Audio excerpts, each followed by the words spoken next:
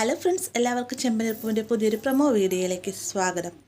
പ്രൊമോയുടെ തുടക്കത്തിൽ തന്നെ കാണിക്കുന്നത് നമ്മുടെ ശരത്തിന് എക്സാം എഴുതിപ്പിക്കണമെന്നൊരു അപേക്ഷയോട് കൂടി തന്നെ സച്ചി രേവതിയും കൂടി കോളേജിലേക്ക് ചെല്ലുന്ന സമയത്ത് പ്രിൻസിപ്പൾ ഒന്ന് കാണാൻ പോലും ഇവരെ അനുവദിക്കുന്നില്ല അല്ലേ.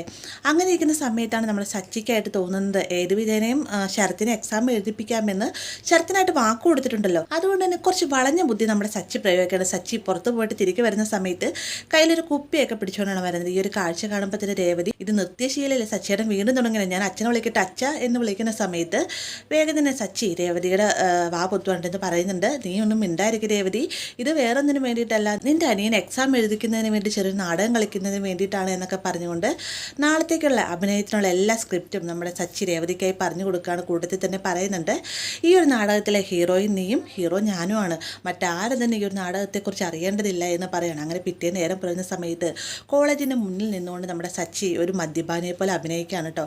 കൂടുതൽ തന്നെ രേവതിനെ തല്ലും രേവതിയോട് പണം ചോദിക്കുകയൊക്കെ ചെയ്യുന്നുണ്ട്.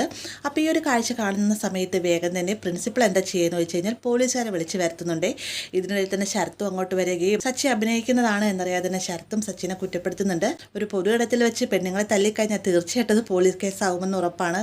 അതുകൊണ്ട് തന്നെ പോലീസുകാർ അങ്ങോട്ടേക്ക് വരികയും സച്ചി അറസ്റ്റ് ചെയ്തുകൊണ്ട് പോവുകയൊക്കെ ചെയ്യുന്നുണ്ട്. രേവതി പിന്നാലെ ഓടി ചെല്ലുകയും ചെയ്യുന്നുണ്ട് കേട്ടോ.